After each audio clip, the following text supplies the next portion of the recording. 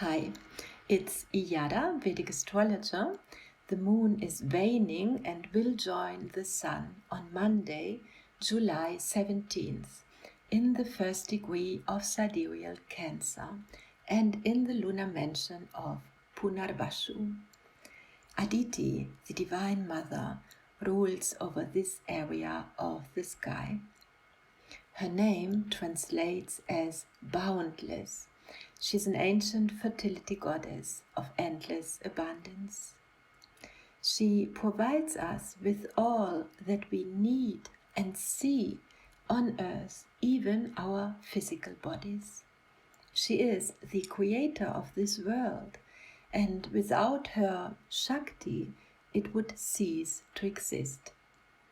The moon in Aditi's constellation invites us always to show gratitude for all gifts received, for all that we have, no matter how much we may believe that we are lacking something. We are invited to appreciate all the people in our lives we are thankful for and give thanks to Mother Earth for the water and the food that she provides, for all the richness and beauty of this life. The fullness of Aditi's chalice expresses itself also as love and compassion, so that this new moon in Punarvasu and in the moon's own sign of Cancer, a water sign, brings a highly emotional energy. Emotions will flow and enable us to connect deeply with ourselves and others.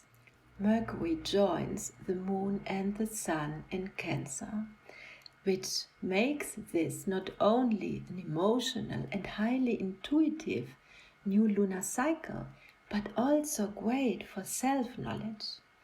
In that regard, the opposition of Pluto to the new moon will trigger and reveal deep emotional patterns, touching places that we perhaps never learned or are afraid to feel and express. Pluto in Capricorn and the moon in Cancer form a Grand Cardinal Cross with the Nodal Axis in Libra and Aries.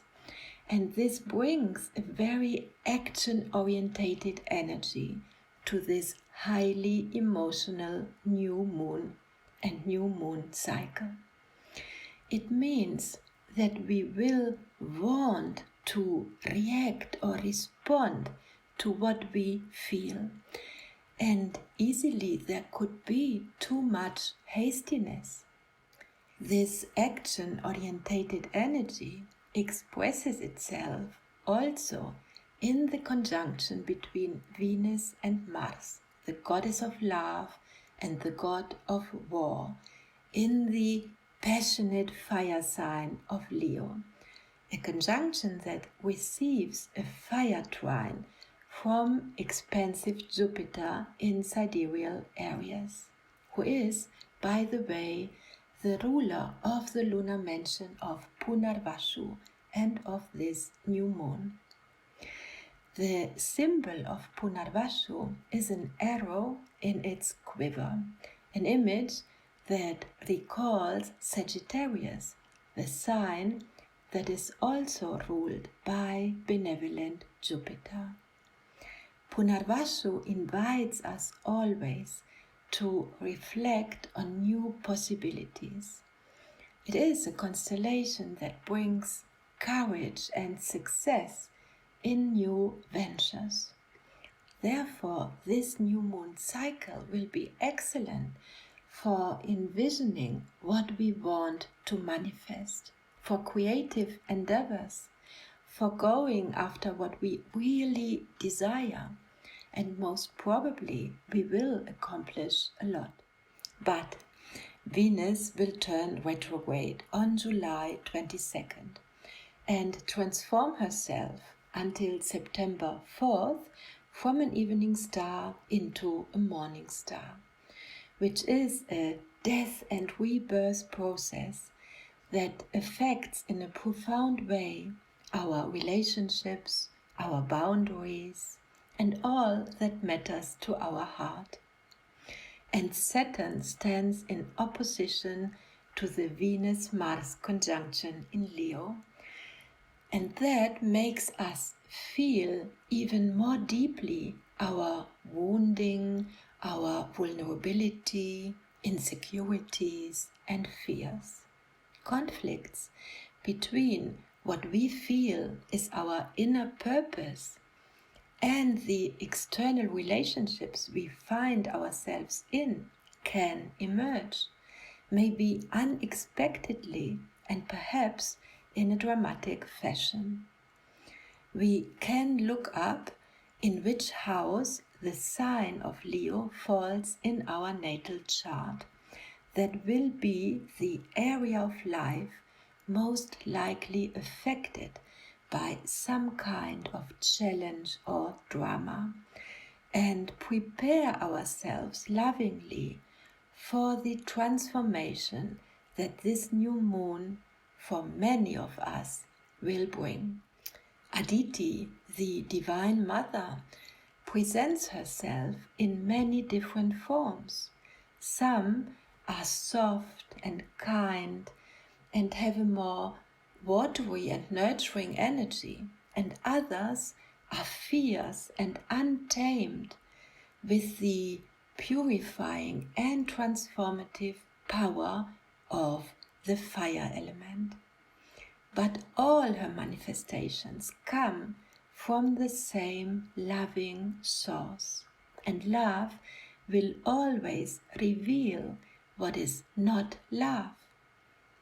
When the goddess touches us, and she does that in this new lunar cycle, she stirs up all the unprocessed emotional material that we stored somewhere and invites us to express and not hold back, to cry, scream, grieve, sing, laugh, move.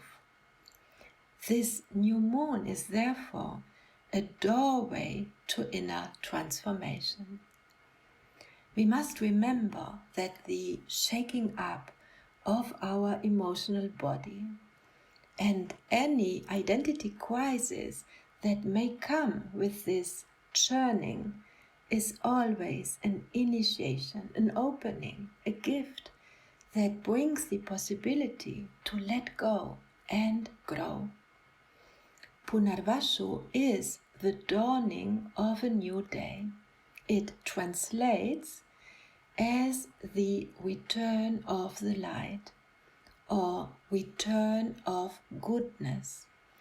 That means also that all that we give, say, think, feel, comes back to us. It's an excellent month for charity, for donating and helping others, for visiting and spending time with family and friends, for enjoying our home and protect our loved ones. Somehow we are asked to take a clear stand if we come from love or from fear, if we are victim or creator, and if we want to move along old ways and patterns or choose a new beginning. We can place an image of Aditi on our altar with a cup of fresh water for this new moon in a water sign, light a candle for the fire energy contained also in this new lunar cycle, and I would recommend 2 ragas for balancing the high pitta energy, which most likely will cause also a vata imbalance. We can listen to Raga Bhairavi in the morning. It grounds us and gives us a sense of stability. And in the evenings, Raga Yaman will relax our mind and reduce restlessness. You find links to these two ragas in the description box below this video. A beautiful new moon to all of you. See you soon.